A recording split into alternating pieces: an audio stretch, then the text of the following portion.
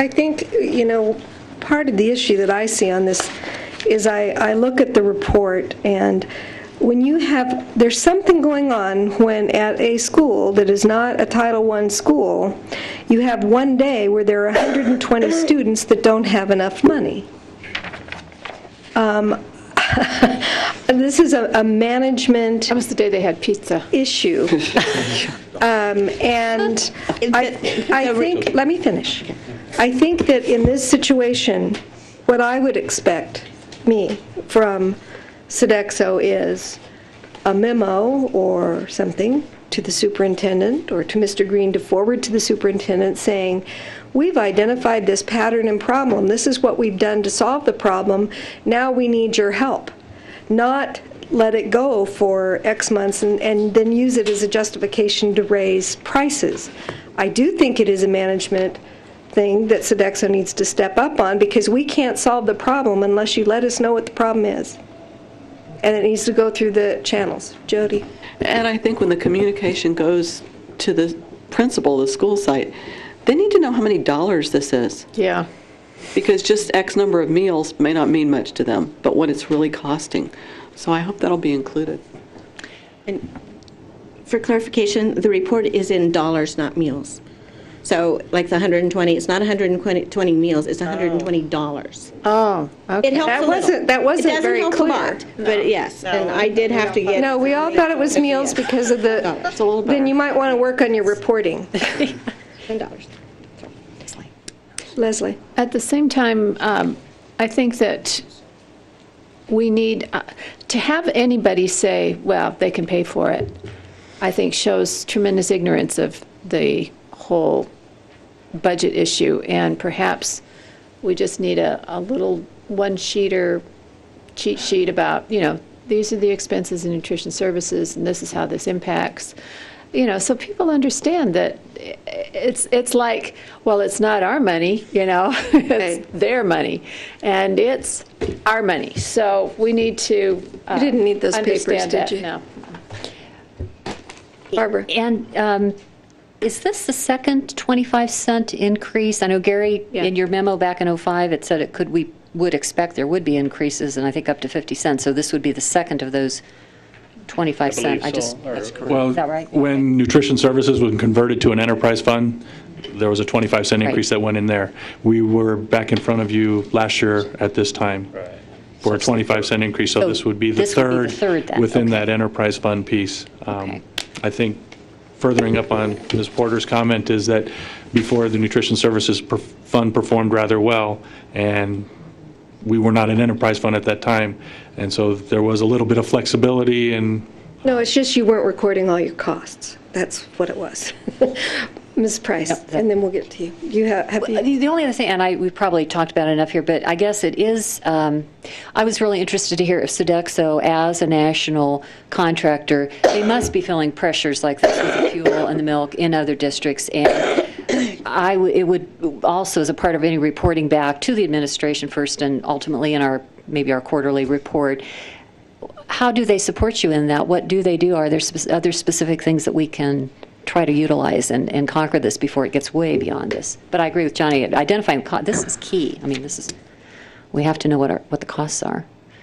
Right. We could probably gather that from our company. I know with the pressures of the food and whatnot, they are working to develop regional menus that are costed out. But along with that, it is with the purchasing agreements that they make with these manufacturers, where because we do not purchase via Sodexo, we purchase via Washoe County School District. We're not always able to get some of that pricing, but we do push for it, and sometimes we do get better pricing when we go out as a bid, just as Washoe County School District. So it's something that we can, try to lever our size for that. Thank you. Did you have any more questions, Mrs. Clark? I'm not opposed to the raise per se, but I have a couple of things that would make me feel better in being able to vote for it. Number one is, how do we get public input into this? How do we do that so that tomorrow or whenever it would have to be instituted, parents aren't going, well, I didn't know it was going to raise. I might have 2 cents that I want to give. And then secondly, I'd like to see, and I asked this question in email, and you responded somewhat, but if I had to go out and justify it, and I know the costs kind of justify it, but can't you provide, or would you be able to provide that to keep the costs the same, we would have to do this, and it might mean, cut of number of people, this, and that. And then it came before me, and I'd be able to say, well, that's unreasonable. We don't want to choose to do that. We choose instead to raise the costs. But I don't have any true numbers. I know intuitively that the costs have risen up because I'm paying for it myself. But, probably costs are going to get up, and then we're going to bottom out at some number that even parents aren't going to be able to afford per week. And we're going to have to, maybe 5 years down the line, make some sort of adjustment. So is there a way that you can give me some hard facts so that I know that when I'm making a decision, I'm really making a reasoned one? Trustee Clark, I'm glad you brought that up, and we can. One of the meetings, many meetings we've had going over this and the discussion of the increase is we sat down together and really looked at the people issue. And as we do in any budget situation, as we've done with the general fund, we've always tried to keep cuts as far away from kids as we can. So we have taken a look at there are some possibilities. We can bring that forward to you on as far as, for example, and I hate to bring this up, but I'm going to, but for example, we have a kitchen in this building and a kitchen in the building out off Spice Island that is very popular with employees, so there's no place around there to go eat. When we started this, there wasn't any place around here for employees to go without having to drive a long ways for lunch. So Sodexo stepped up and said, we'll put something in here and make it work. We staff that through Sodexo, pay those salaries, and in analyzing it, I hate to even ask them, I said, give me the figures on what those two kitchens cost, because I certainly want to be running out the door if I told someone we were shutting down those kitchens, employees. But it's over $100,000 a year for those two kitchens. So we are looking at the hard pieces, and we can bring that back to you. What's the revenue deficit then? You're implying that we're running at a big deficit because it costs that much. Right.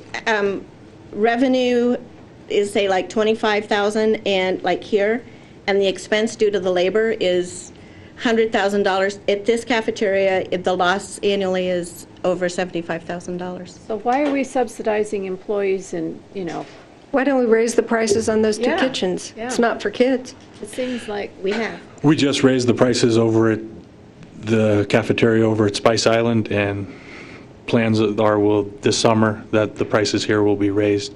To cover cost or more?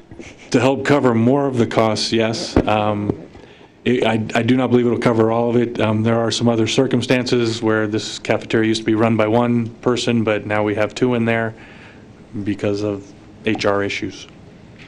Well, again, I'd like to see some numbers. I really would. Give me some options, some plans, A, B, C, and D, so that I can go out to my representatives and say, we looked at everything before we gave the cost on to you as parents. Not that it might not happen, but I don't have enough information today.